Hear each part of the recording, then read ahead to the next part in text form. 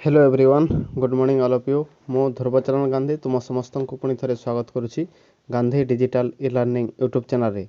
तो आज आम आलोचना करवा +3 षष्ठ सेमिस्टर डीएससी पेपर 3 रो 1 नंबर यूनिट समन्वय को आज आम आलोचना करवा।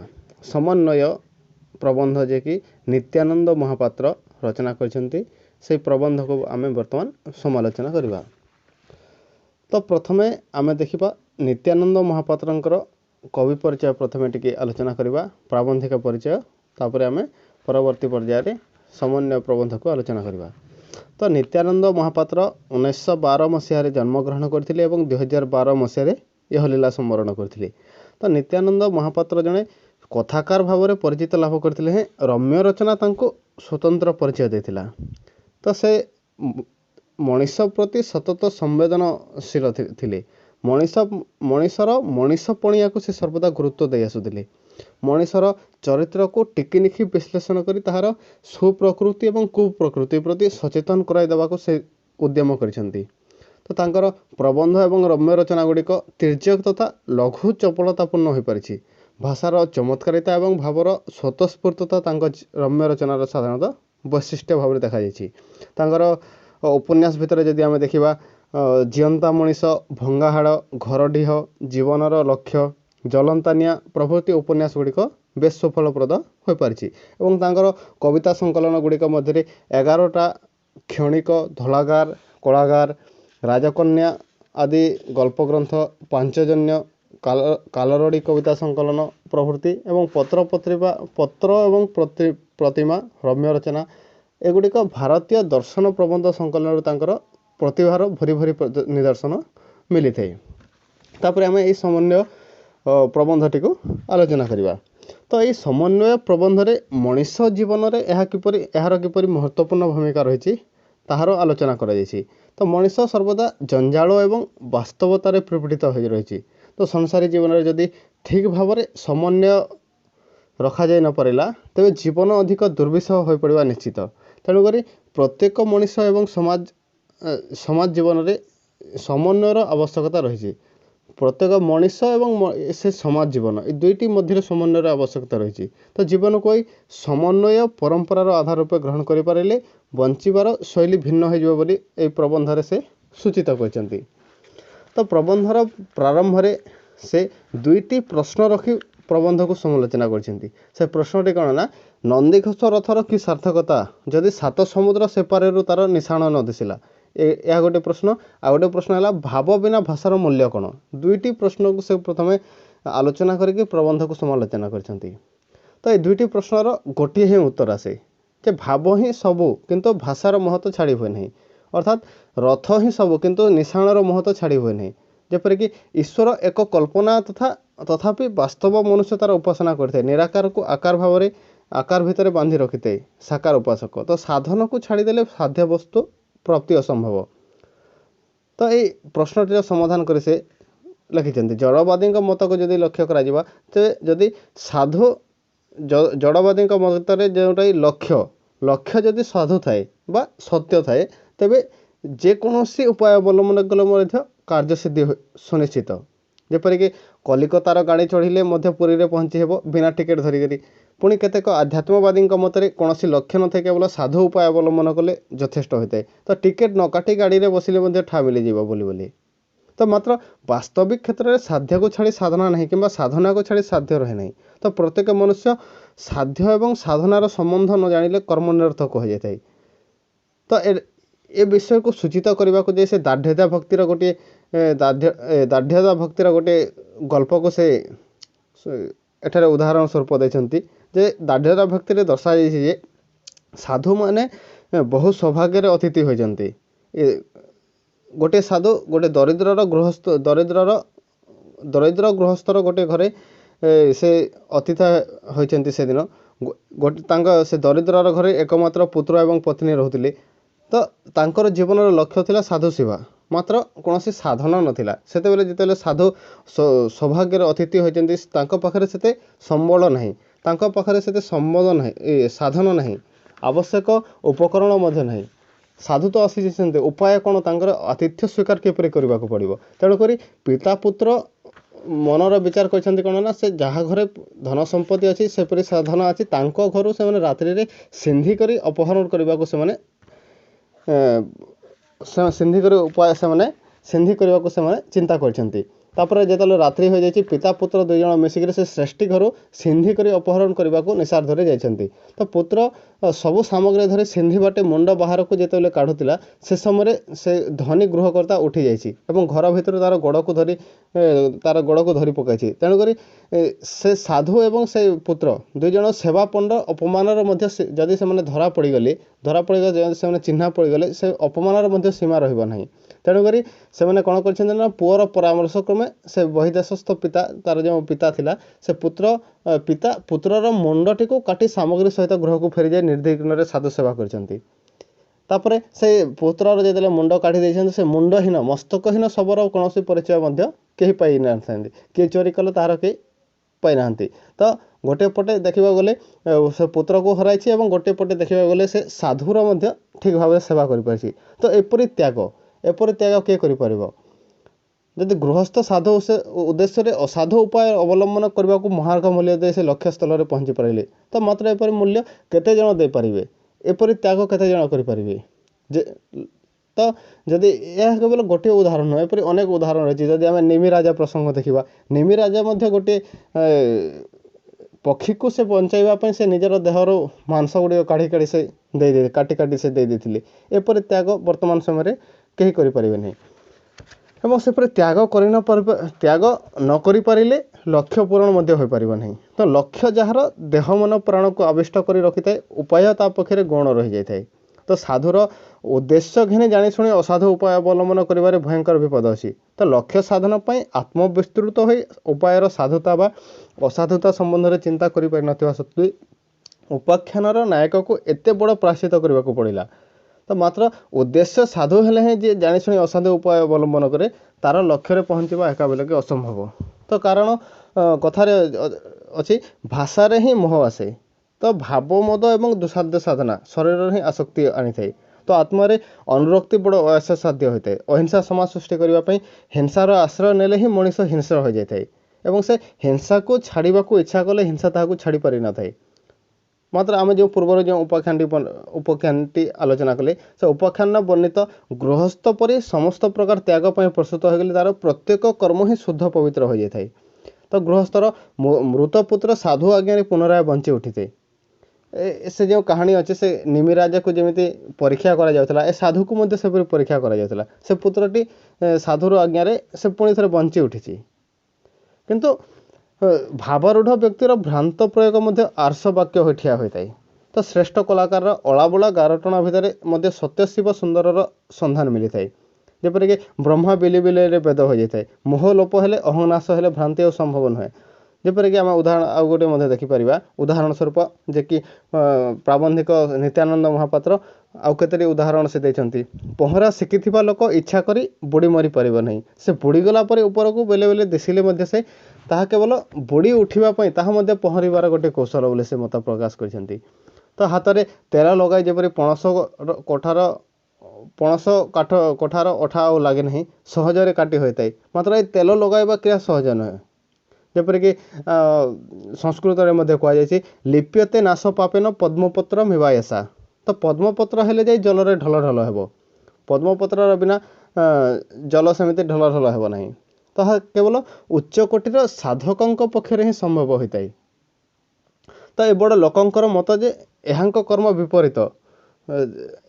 कर्म विपरीत जेणु से तेते बलवंत तो बड़ लोकंकर मत होची एहा जेपरि आ गोटे उदाहरण आम नहीं पारिबा एहांक मत जे आचरी मन वचने देह धरी जेबे करिवे मूढ़पणे नाश होइबे ततक्षणे जेणु रांगा खाइपारे ता पाखरे मध्य लक्षण अमेद लक्षण संभव कारण से माने कौन ना अग्निजेशन सर्व खाई विचारे गुण दोष नहीं तो न्याय नयर एकमात्र मापकाठी त्याग तो निजपाई जहाँ करा जाए ताहा होची त्याग एवं यज्ञ आम उदाहरण स्वरूप नहीं पारिबा यज्ञ शिष्टा सीन सन्तु मूर्चन्ते सर्वकुल्लेश भुंजते त्वे त्वघं पापा जे पच्यंत कारणात् तो न्याय न्यायर एकमात्र मापकाठी होची त्याग। निज पई जहाँ कराए ताहा होची त्याग एवं यज्ञ। तो तेणुक से निष्पाप भाव रही थाए। तो परमात्मा उपासना कले विषय रसर मन संपूर्ण अनासक्त हो पारि न थाए। तेणुक रसवर्च रसोपस्य परदृष्टम निवर्तते बोली कहुई। तो ईश्वर दर्शन कला जाए विषय भोगलिप्स संपूर्ण दूरीभूत हुए ना। ताहा बोली आमे चेष्टार विरत हेबा ताहा मध्य नुहे। कारण मनो दुर्निग्रहम चलम अभ्यासेन तो कुंतय वैराग्येण च गृह्यते। अर्थात अभ्यास द्वारा तप द्वारा एवं यज्ञ द्वारा ही यह संभव होता है। तो मनुष्य विषय भोग शून्य होगा दुसाध्य बोली विषय मजिजा उचित नुहे। साधु उद्देश्य साधन करने को जाए साधु उपाय अवलंबन बोले अतर्कित साधु असाधुता आसिले विचलित न हो प्रति प्रायश्चित कर गंतव्य पथरे आगेबा पड़ो। बाटर गला बेले बाटर रहीगले आउ लक्ष्य पहुँचवा संभव हो ना। से भाषा मोह आसवा कल्याणकर नुहे। भाषा मोह आसिले भाव नष्ट हो जाए। तो अनेक पुराणा साहित्य तार उदाहरण स्वरूप अनेक गोटे से तत्व गुड़िक दर्शाई देछि। पुणी भावपाई भाषा को हत्या कले आधुनिक गद्य काव्य हो। तो भाषार आसक्ति त्याग कर भाव में अनुरक्ति आने भाषार शक्ति पूजा ही कल्याणकर होता है। तो सेमती साकार को धरी निराकार बा निराकार को धरी साकार को अस्वीकार करने भूल। तो स्थूल बिना सूक्ष्म कल्पना जपरी असंभव सूक्ष्म कल्पना बिना स्थूलत्वर मृत्यु अवश्यम्भव। तो जपरिक शरीर बिना आत्मार विहार असंभव सेपरिक आत्मार बिना शरीर पुतिगंधमय हो जाता है। ठीक सेपरी आमर प्राबंधिक नित्यानंद महापात्र पाखक ए प्रबंध से समालोचना करी कहते जड़े युवक जड़े युवक नित्यानंद महापात्र गोटे पत्रटे लिखिथिला। से पत्र से पचारि गोटे विराट प्रश्नटे से पचारि बर सेटा को प्रश्न कहले तो हेबना ताको गोटे उपदेशटे से मागिथिले। तो तांको जीवन में गोटे विराट समस्या उपनीत हो जाइए। तो प्रथम स्त्री मृत्यु पर से द्वितीय दार बा द्वितीय स्त्री से परिग्रह कर मात्र अन्य एक तृतीय नायिकार आविर्भाव विव्रत कर देछि। तो ये से अन्याय क्यों से बुझीपार ना कर्तव्य कौन से स्थिर कर जुक्तिर मन होपर भावुं भल पाइबा ही सब भल पाइबा से जेकोसी पात्र पक्षे ग्रहणीय से भल पाइबा को ही भल पाई निर्दिष्ट पात्र व पात्री को नुहे से निराकार को ही उपासना कर जेकोसी आकार आरोप कर पूजा व्याघात घटार संभावना नहीं। तो ये प्रश्नटीर उत्तर देवाक जो प्राबंधिक लिखी कौन ना आपण साक्षात निराकार को क्या भल पाई ना आपण भल पाइबा को भल पाई ना कि भल पाइबार पात्र को भल पाई ना। तो आपण भल पाई क्या ना निजर लालसा को भल पाई निजर आत्मभोग को भल पाई। तो जे स्त्री भितर भोग ही देखे ता पक्षे बहु स्त्री वरण स्वाभाविक। जे स्त्री भितर भल पाइबा एवं प्रेमर उपासना करे स्त्रीर अवर्तमान तार प्रेम मलिन हुए नहीं बरं रूप जिते बेले अरूप हुए से ही अपरूपर विकास घटी थाए। घट एवं पट ए दुईटी हूँ गोटे। तो चित्र एवं गात्र एक छाया एवं काय एक घट एवं पट जपर एक चित्र एवं गात्र जपर एक छाया एवं काय मध्य कौन पार्थक्य नहीं। तो पार्थक्य केवल भेद बुद्धि आत्मस्वार्थ भोगलिप्सा इंद्रिय आसक्ति गुड़िक पार्थक्य देखा जाए। तो से लेखक साकार एवं निराकार उभय को मानि थांती शरीर एवं आत्मा उभय रे विश्वास रखि थांती धर्म ध्वजा उभय रे स्वीकार करथांती। तो स्वीकार केवल लेखक करना केवल धर्मध्वजी बा ध्वजा धर्मी मानक से स्वीकार करना निराकार को विकार रक्षा न कले स्वीकार साकार को स्वीकार मुक्ति नदेले अहंकार ही सार होता है। से अनाम को नाम दे सदासर्वदा से प्रणाम करने को पड़ी था। तो अवर्णनीय वर्ण भितर स्वच्छ सुवर्ण तेजर प्रतिभात करने को निजको भी वर्ण करने को पड़ो। तो अक्षर परिचय बिना क्षर अक्षर संधान कहीं दर्शन रे आदर्शनीय सत्य दर्शन सुदर्शन असंभव हो न थाए। तो ये सब आलोचनार गोटे प्रश्न उठे जे आकार एवं निराकार जदि उभय सत्य तेबे ए दुई विपरीत वस्तुर संयोग केउठारे होता है। तो जन्म एवं मृत्यु उभय सत्य मात्र जन्म मृत्युर संबंध सूत्र कौन जीवन ए दुईटी प्रश्न उठी थाए। तो एक कथा सत जे ए दुईटी सदासर्वदा परस्पर विरोधी कथा आकार एवं निराकार परस्पर विरोधी कथा। ठीक ये प्रश्न लेखकंकर मन को मध्य से उठीथिला जेते बेले कि तांकर बापा देह छाड़ी चली जाइथिले शेष शय्या पड़े ଖବର ପାଇ ଲେଖକ ତାଙ୍କ ପାଖକୁ ଯାଇଥିଲେ। ସେତେବେଳେ ତାଙ୍କ ବାପା ଅଚେତ ଅବସ୍ଥାରେ ଥିଲେ। ତ ପ୍ରତ୍ୟେକ ବ୍ରାହ୍ମ ମୁହୂର୍ତ୍ତରେ ସେ ଦେହ ଭିତରକୁ ଥରେ ଫେରି ଆସିଥାନ୍ତି। ଖାଇବାକୁ ଦେଲେ ଖାଇଥାନ୍ତି ସାମାନ୍ୟ ଫଳରସ। ତ ପଚାରିଲେ ପଦେ ଅଧେ କଥା କହିଥାନ୍ତି ବଡ଼ କଷ୍ଟରେ, କହିବାକୁ ଯେପରି ଇଚ୍ଛା ନାହିଁ। ଦିନେ ବିରକ୍ତ ହୋଇ ସେ ତାଙ୍କର ବାପା କହିଥିଲେ ଓ ଯିବ କେତେବେଳେ ଯିବ ବୋଲିକରି ସେ ସେତେବେଳେ କହିଥିଲେ। ସେତେବେଳେ ଲେଖକ କହିଥିଲେ, ବାବା କାମ ଯେ ଅନେକ ବାକି, ମାତ୍ର ଏ ଦାବି ତାଙ୍କୁ ଏଥର ତରଳାଇ ପାରି ନାହିଁ। ଯଦି ଆଖି ଯୋଡ଼ିକ ଢଳ ଢଳ ହୋଇଯାଇଥିଲା। ଏମିତି ଦିନେ ବ୍ରାହ୍ମ ମୁହୂର୍ତ୍ତରେ ବିରକ୍ତ କଲାରୁ ସେ କହି ଉଠିଲେ ଓ ରାମ ରାମ ସେ କହିଥିଲେ ଏବଂ ସେ ରାମ ରାମ ପଦ ତାଙ୍କର ଶେଷ ଶବ୍ଦ ଉଚ୍ଚାରଣ। ତାପରେ ଚିରଦିନ ପାଇଁ ସେ ଆରାମ ହୋଇଯାଇଥିଲେ। ତ କେତେ ବର୍ଷ ତଳେ ତାଙ୍କର ବାପାଙ୍କର ଏପରି ଅନେକ ଥର ଚେତା ବୁଡ଼ି ଯାଇଥିଲା। ତ ସମସ୍ତେ ଆଶା କରିଥିଲେ, ଆଶା ଛାଡ଼ି ଦେଇଥିଲେ। ମାତ୍ର 3-4 ଦିନ ପରେ ତାଙ୍କର ସଂଜ୍ଞା ଲାଭ କରିଥିଲେ। ସେ ଅଚେତ ଅବସ୍ଥାରେ ଥିଲେ। ମୋହରେ ସେ ତାଙ୍କ ବାପା ଚାଲି ଯାଇଥିଲେ।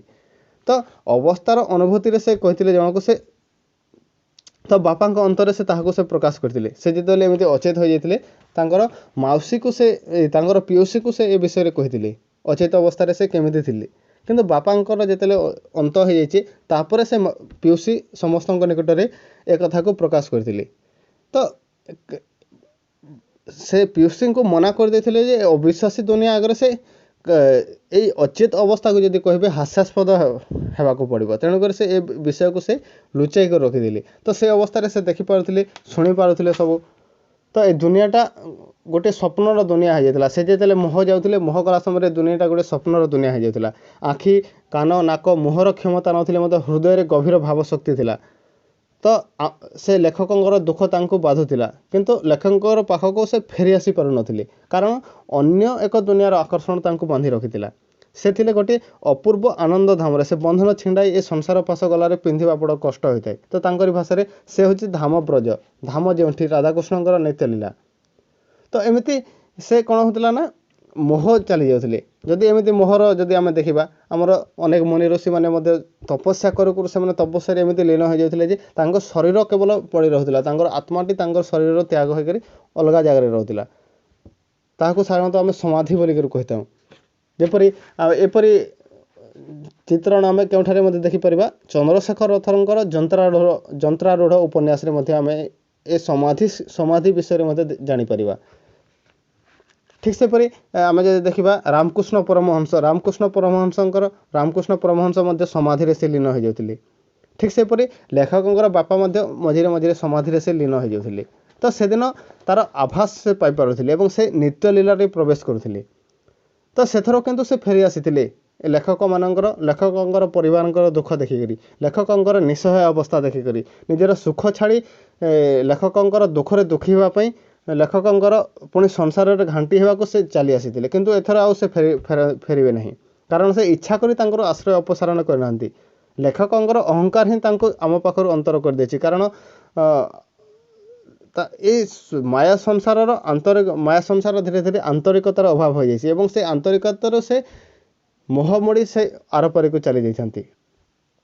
ତ ଯେଉଁମାନେ ଆତ୍ମସନ୍ଧାନର ସନ୍ଧାନ ପାଇଲେଣି, ଥରେ ହେଲେ ନିର୍ବିକଳ୍ପରେ ସମାଧିରେ ପ୍ରବେଶ କଲେଣି, ଦେହ ଧରି ରହିବା ତାଙ୍କ ପକ୍ଷରେ କଷ୍ଟ, ମାତ୍ର ସେମାନେ ଏହି ଆବଦ୍ଧ ଜୀବନର କଲ୍ୟାଣ ସାଧନ ପାଇଁ ଇଚ୍ଛା କରି ଦୁଃଖ ଭୋଗ କରନ୍ତି।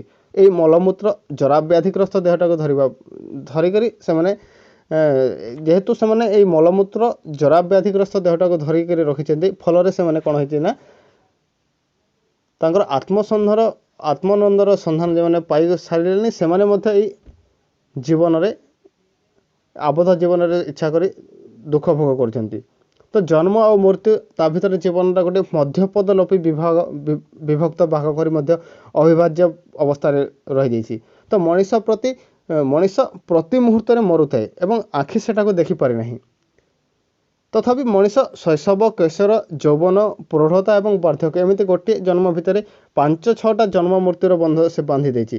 ଶୈଶବରେ ସେ ମରେ, କୈଶୋରରେ ଜନ୍ମ ନିଏ, କିନ୍ତୁ 2ଟା ମଝିରେ ସୀମାରେଖା କାଟି ହୁଏ ନାହିଁ। ଯେଉଁ